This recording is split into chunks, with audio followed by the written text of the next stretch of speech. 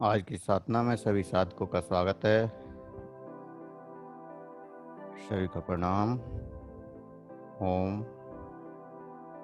किसी भी आसन में सहज होकर बैठ जाएं।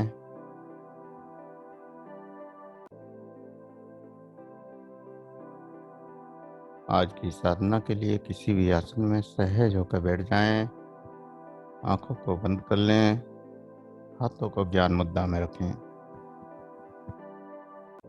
श्वासों को महसूस करें। जो श्वास अंदर जा रहा है, बाहर आ रहा है, उस श्वास का एहसास करें।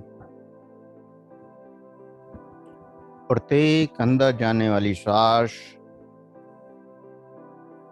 बाहर आने वाली श्वास को महसूस करें और श्वास को गहरा करते जाएं। अधिक से अधिक गहरा लंबा श्वास आपका नाभि चक्र श्वास के साथ बाहर आए, श्वास के साथ अंदर जाए। पूरी चेतना शक्ति नाभि चक्र पर। प्रत्येक श्वास के साथ पूरी चेतना शक्ति नाभि चक्र पर।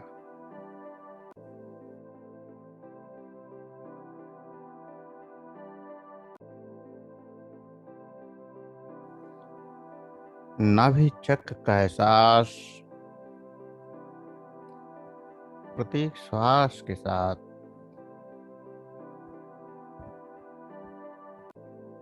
प्रत्येक श्वास के साथ महसूस करें जो नाभि चक्र का एहसास हो रहे हैं।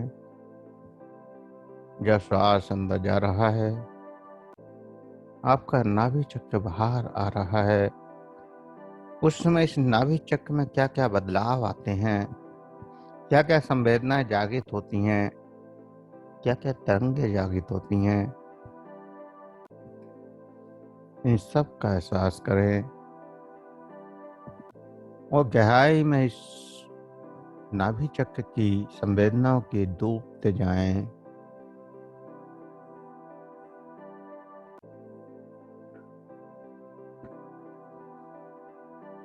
गहराई में डूबते जाएं।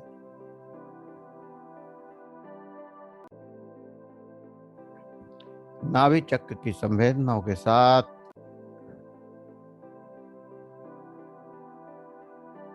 जो नाभि चक्र में परिवर्तन आए, उनको गहराई से महसूस करें और देखें नाभि चक्र में जो ऊर्जा प्रवेश कर रही है, वह ऊर्जा तरंगों के रूप में पूरे शरीर में फैल रही है।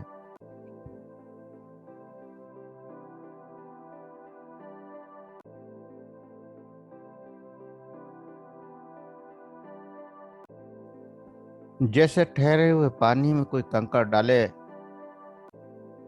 तो उसकी तरंगें दूर किनारे तक जाती हैं, ऐसे ही नाभि के अंदर जब एनर्जी रूपी कंकड़ डाला जाता है तो उसकी तरंगें पूरे शरीर में फैलती हैं।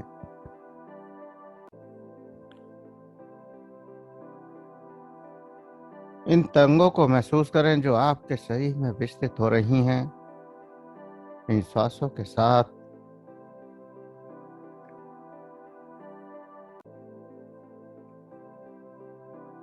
ध्यान की गहराइयों में डूबते जाएं। इन तरंगों के साथ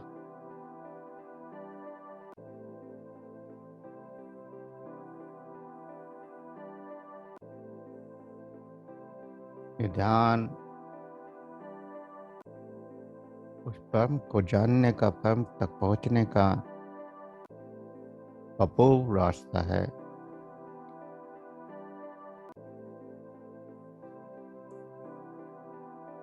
यहाँ कोई मान्यता नहीं है, कोई संस्कार नहीं है, कोई धर्म नहीं है, कोई कर्म नहीं है। सबको छोड़कर आगे बढ़ना है। इसलिए यही रास्ता सर्वोत्तम है। ध्यान के द्वारा ही उस परम तक पहुंचना, उस सत्य तक पहुंचना सहज हो जाता है। इन ऊर्जा की तरंगों के सहारे हम उस परमात्मा से जुड़ते चले जाते हैं, उस परमात्मा को गहराई से जानते चले जाते हैं।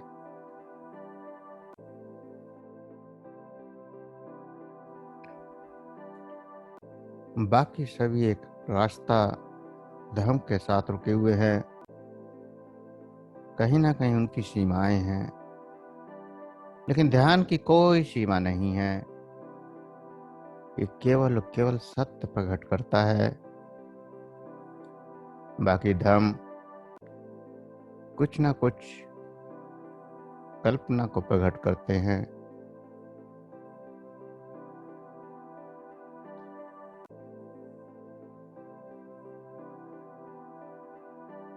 प्रत्येक का एक निश्चित मार्ग है, निश्चित है सब कुछ कि क्या देखना है, किसको पुकारना है, किस तक पहुंचना है। जैसे जो दुर्गा उपासक भक्त है वो दुर्गा मंत्र देंगे, वो कहेंगे कि आपको इस दुर्गा तक पहुंचना है। जो राम भक्त हैं वो कहेंगे आपको विष्णु तक पहुंचना है।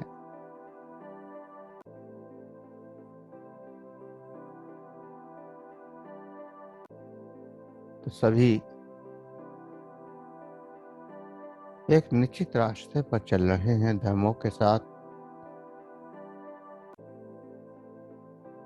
बुद्ध का रास्ता अलग है, महावीर का अलग है, जीसस का अलग है, मोहम्मद का अलग है, लेकिन एक निश्चित रास्ता है।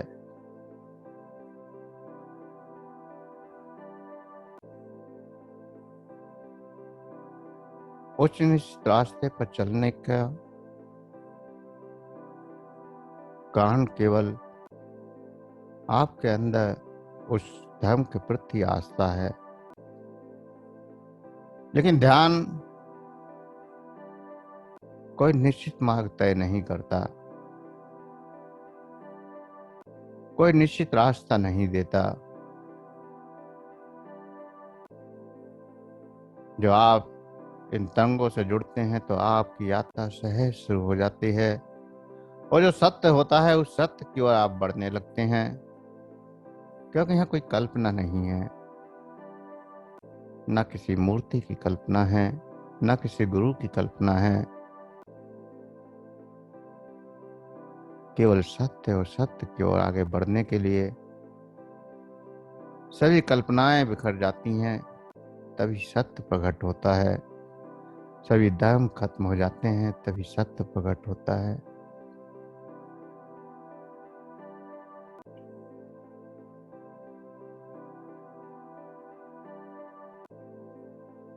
प्रत्येक व्यक्ति एक निश्चित मार्ग पर जोड़ देते हैं। आप जिससे जुड़ गए वो अपना मार्ग दे देगा, और जिंदगी भर वो उसी मार्ग पर चलते रहते हैं और चलने के लिए कहते हैं। बाकी सब गलत है। जो वो कहते हैं वही सही है, बाकी सबको गलत मानते हैं। उसी मार्ग को केवल ठीक मानते हैं। जैसे राम भक्त कहते हैं कि विष्णु ही सब कुछ हैं, उनके अलावा कुछ नहीं है। कृष्णपंथी कहते हैं कृष्ण ही सब कुछ हैं। कबीरपंथी कहते हैं कबीर ही सब कुछ हैं। एक निराकार ही सब कुछ है। तो सबके अपनी अपनी मान्यताएं हैं, सबके अपने अपने संस्कार हैं, वो उसी के आधार पर वो अपना यात्रा का रास्ता तय करते हैं। लेकिन ध्यान इन सब रास्तों से आगे है। जहाँ सभी रास्ते खत्म हो जाते हैं वहाँ ध्यान की शुरुआत होती है। जहाँ कुछ नहीं बचता, ना कोई रास्ता है, ना कोई धर्म है, ना कोई कल्पना है तो सिर्फ एक एनर्जी, उस एनर्जी के सहारे लगातार आगे बढ़ते जाएं। ये एनर्जी लगातार सही में बढ़ती जा रही है। सही का रोम रोम इस ऊर्जा से जागृत हो रहा है। आपके सही के अंदर शीतलता का प्रवाह दौड़ता जा रहा है। सही के रोम रोम में कंपन हो रहा है। सर्दी का एहसास या किसी कीड़े का एहसास या कुछ रेंगने जैसा एहसास इस एनर्जी के द्वारा हो सकता है।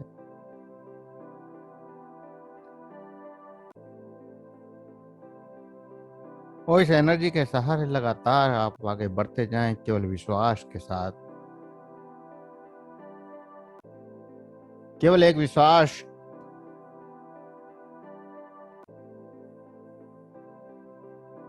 कि वो परम आनंद, वो परम शांति मुझको मिल रही है। वो लगातार अंदर प्रवेश करती जा रही है।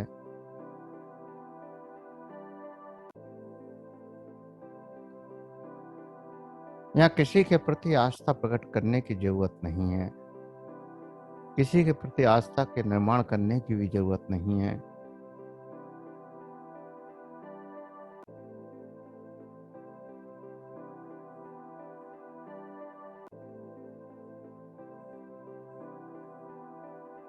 बिना किसी आस्था के आप सिर्फ आगे बढ़ते जाएं। जो संवेदनाएं आए उनका एहसास करते जाएं, उनकी प्रति साक्षी बने रहें, दृष्टा बने रहें और दृष्टा बनकर आगे बढ़ते रहें।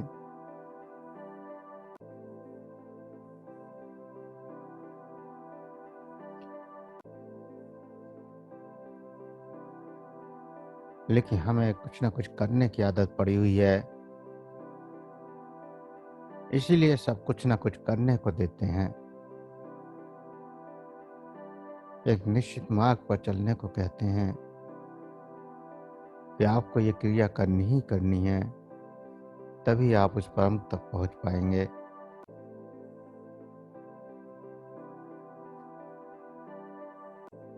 और अगर वो कह दें कि आप सभी मार्गों से वहीं पहुंच सकते हैं, उस परम को पा सकते हैं,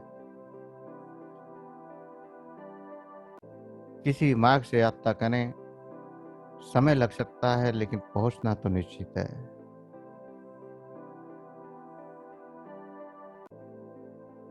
तो फिर किसी भी रास्ते पर चलना बड़ा मुश्किल हो जाता है।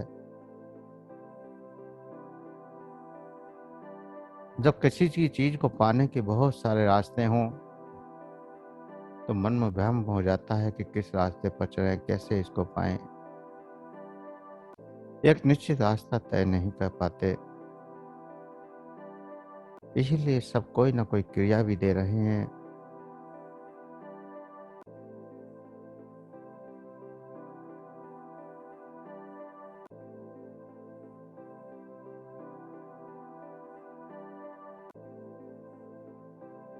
और इसीलिए वो अपनी बात को ही सच मानते हैं और वही दृढ़ता से आपको पकड़ने के लिए बोलते हैं कि आप इसका सहारा ले लें, क्योंकि हर मनुष्य सहारा चाहता है। जन्म से लेकर मृत्यु तक प्रत्येक व्यक्ति सहारा चाहता है। बचपन से आज तक विचार करें कि आप जीवन में कब कब क्या क्या सहारा चाहा है। बिना सहारे के आप चल ही नहीं सकते। तो कोई ना कोई सहारा, चाहे वो फिर राम का हो या शिव का हो, मोहम्मद का हो या जीसस का हो, कोई ना कोई सहारा तो लेकर चलना ही है। क्योंकि हमको सहारे से चलने की जन्मों से आदत है।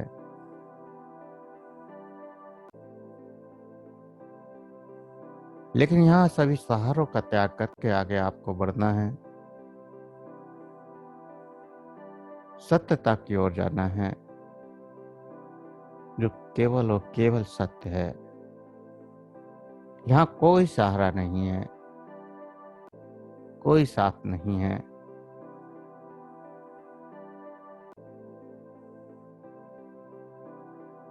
सिर्फ और सिर्फ स्वयं की चेतना, स्वयं की आत्मशक्ति, स्वयं की ऊर्जा,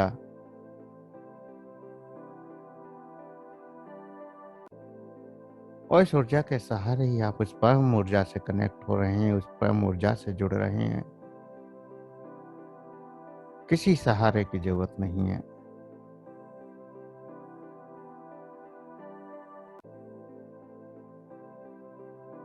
लेकिन जो ऊर्जाएं रास्ते में मिलती हैं उनको नकारना भी नहीं है, उनका भी एहसास करते हुए आगे बढ़ना है।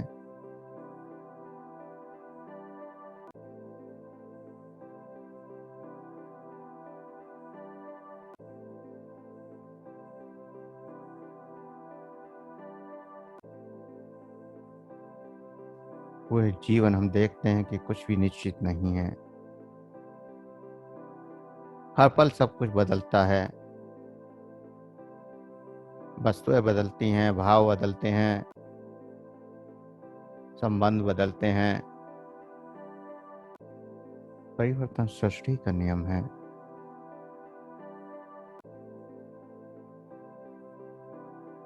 इसलिए परिवर्तन से हम घबराते हैं। कोई परिवर्तन नहीं चाहता। उस परिवर्तन का डर सहारे के रूप में हम चाहते हैं कि कोई सहारा हमको मिलता रहे, और इसीलिए एक निश्चित मार्ग पर चलने की कोशिश करते हैं।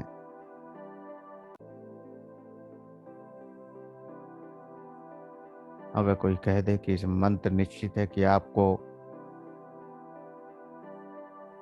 लाभ पहुंचाएगा, तो तुरंत करना शुरू कर देते हैं, क्योंकि इसने एक निश्चितता के साथ कहा है, पूरी आत्मशक्ति के साथ कहा है।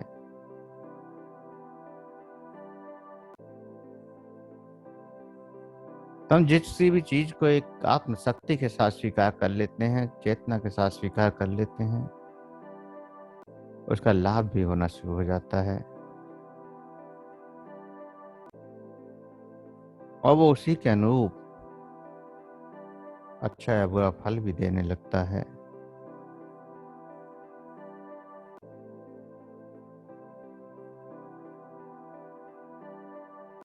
लेकिन उस परम के रास्ते में सबसे बड़ी रुकावटें हैं। इस परमात्मा के रास्ते में सबसे बड़ी रुकावटें हैं, गहरी रुकावटें हैं। हमको इन सब से आगे बढ़ना है।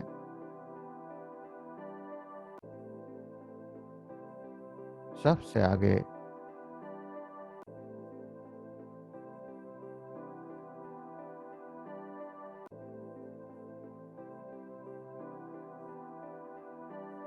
आगे बढ़ते जाना है। इन चेतना के द्वारा गहरी ऊर्जा के साथ लगातार आगे बढ़ते जाना है, और जो भी अनुभव होते रहे उन अनुभवों को बढ़ाते जाना है।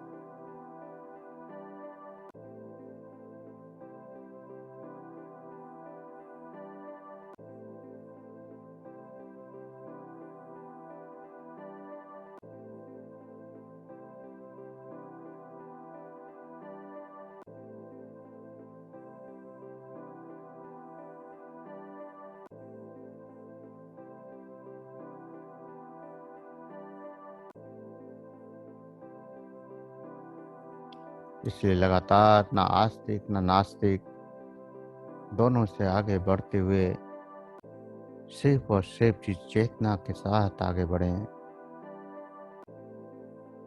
कोई मन में विचार ना हो, कोई कल्पना ना हो, कोई मान्यता ना हो।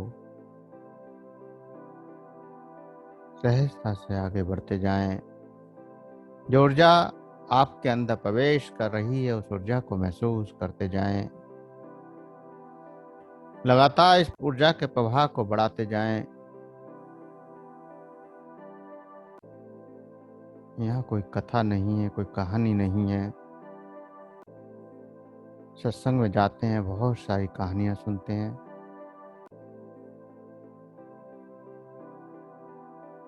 उन कहानियों से रस भी आता है, लेकिन हमारे अंदर परिवर्तन नहीं आता। तो मुख्य उद्देश्य कहानियों का जो परिवर्तन है, वो परिवर्तन वह हम प्राप्त नहीं कर पाते। कानों का सुख तो मिल सकता है, सुनने का सुख तो मिल सकता है, लेकिन उस परम की ऊर्जा से जब तक नहीं जुड़ेंगे तब तक उसका अनुभव नहीं होगा।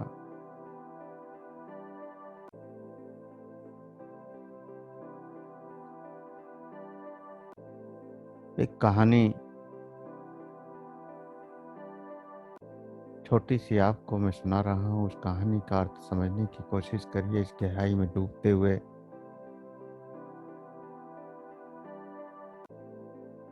ये एक व्यक्ति था, वो पूरे कर्म कांड से सब ईश्वर की प्रार्थना करता था, हवन भी करता था, मंत्र भी करता था, धूप बत्ती अगरबत्ती सब कुछ जलाता था।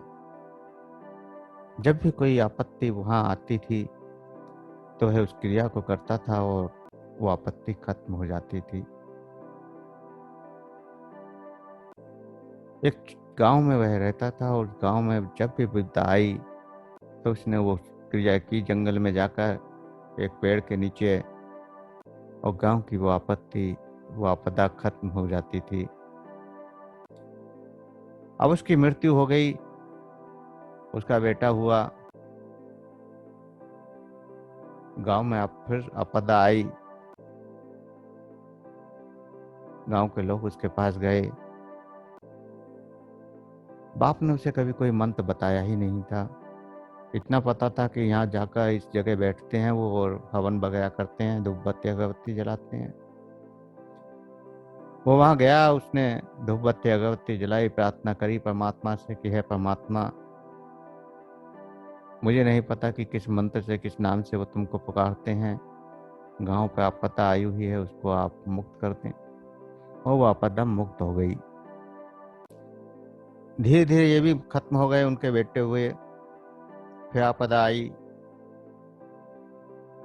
उन बेटे को ये भी नहीं पता था कि जंगल में वो कहाँ बैठते हैं, कहाँ जाकर वो क्रिया करते थे। फिर भी जब आपदा आई तो गांव के लोग वहां पहुंचे और वो उससे कहा तो वो जंगल की ओर गए, जहां जगह मिली वहां बैठ गए। वहां जाकर ना मंत्र का पता था, ना किसी निश्चित जगह का पता था। गए, हवन किया, धूप बत्ती अगरबत्ती जलाई, प्रार्थना की, और वो आपदा खत्म हो गई। समय बीता, वो भी खत्म हो गए, उनके बच्चे हुए। उनको ये भी नहीं पता था कि वो धूप बत्ती अगरबत्ती जलाते हैं या हवन भी करते हैं। अब जब आपदा आई तो उनके पास जब लोग गए तो वो वहां पहुंचे। जंगल में जाकर उन्होंने कुछ नहीं किया, केवल प्रार्थना की, यह परमात्मा, मुझे नहीं पता कि वो क्या करते थे क्या नहीं करते थे, लेकिन मैं तो केवल इतना ही जानता हूँ कि यहाँ कहीं जंगल में आकर वो आपसे प्रार्थना करते थे और मैं भी आपसे प्रार्थना कर रहा हूँ। आप सब कुछ जानते हैं, आपदा को दूर कर दें। और वो आपदा दूर हो गई। समय के साथ साथ परिवर्तन आते हैं, वो भी खत्म हो गए, उनके बच्चे हुए, लेकिन आपदाएं लगातार आती रहती हैं। फिर आपदा आई। उनके बेटे ने कहा कि जब तुम सब कुछ जानते हो, उस परमात्मा से प्रार्थना की कि जब तुम हर जगह हो तो फिर मुझे कहीं जाने की जरूरत क्या है? क्यों मैं जंगल में जाऊं? क्यों मैं उस वृक्ष को ढूंढूं? क्यों उन कहानियों को याद करूं जो इस गांव में प्रचलित हैं कि आपके बाप दादा हवन करते थे या कोई मंत्र करते थे या किसी वृक्ष के नीचे बैठते थे? जब मैं कुछ जानता ही नहीं हूं तो मैं जाकर क्या करूंगा? तुम सब कुछ जानते हो, तुम सर्वज्ञ हो, इसलिए तुम अगर वहां हो तो यहाँ भी हो। अगर तुम वहां सब कुछ देख सकते हो तो यहाँ भी सब कुछ देख सकते हो। तो आपको पता है कि आपको क्या करना है। मैं ना प्रार्थना जानता हूँ ना कुछ करना जानता हूँ। अब आप जानो, आपका काम जाने कि आप क्या करेंगे। और गांव की आपदा खत्म हो गई। तो हम क्या कर रहे हैं, क्या कर नहीं कर रहे हैं, इससे फर्क नहीं पड़ता। फर्क पड़ता है केवल विश्वास से। अगर सबको विश्वास होता है तो वो विश्वास अटल होता है, उस विश्वास से सभी कार्य हो जाते हैं। हम उससे परमात्मा से कहीं भी बैठे हैं, चाहे मंदिर में बैठे हैं, चाहे किसी धार्मिक स्थान पर बैठे हैं, और चाहे घर में बैठे हैं, कोई फर्क नहीं पड़ता। अब हवन करें, धूप बत्ती जलाएं, अगरबत्ती जलाएं, नहाएं या ना नहाएं, कोई फर्क नहीं पड़ता। सिर्फ उस परमात्मा का एहसास, आपका विश्वास, आपकी श्रद्धा उस परमात्मा तक पहुंच जाए, उस पर आपको यकीन हो जाए, तो आप वो सब कुछ पा सकते हैं जो पाना चाहते हैं। चाहे फिर शारीरिक स्वास्थ्य हो, मानसिक स्वास्थ्य हो या आत्मिक स्वास्थ्य, और चाहे फिर भौतिक जरूरतें हों, आत्मिक समस्याएं हों, सभी से आप मुक्त हो सकते हैं।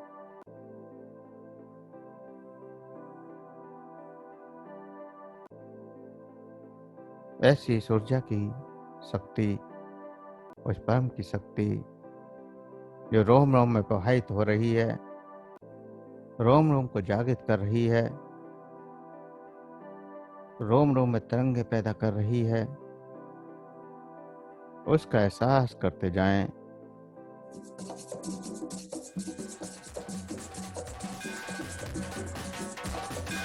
लगातार इसको बढ़ाते जाएं।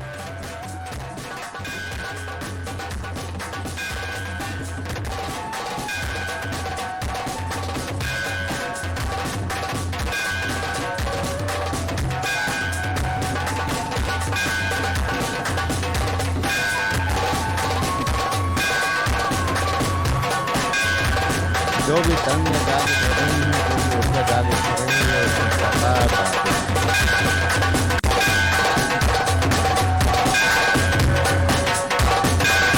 लगातार इस ऊर्जा की गहराई में डूबते जाएं। एक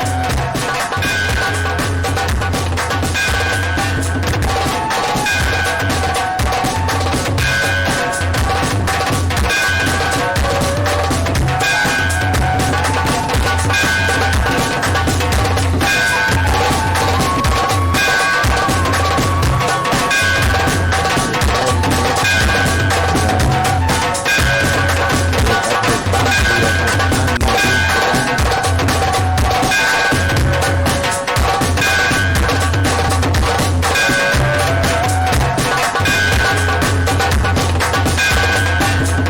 जाएं।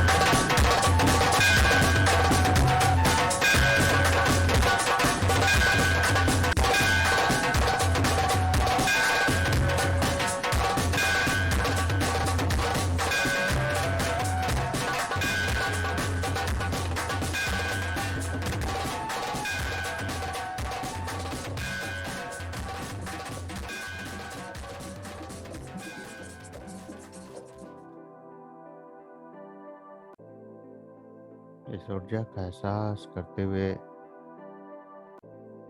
जो तरंगें जागृत हुई हैं उनको महसूस करें। प्रत्येक तरंग का एहसास करें। ऊर्जा की प्रत्येक लहर को महसूस करें।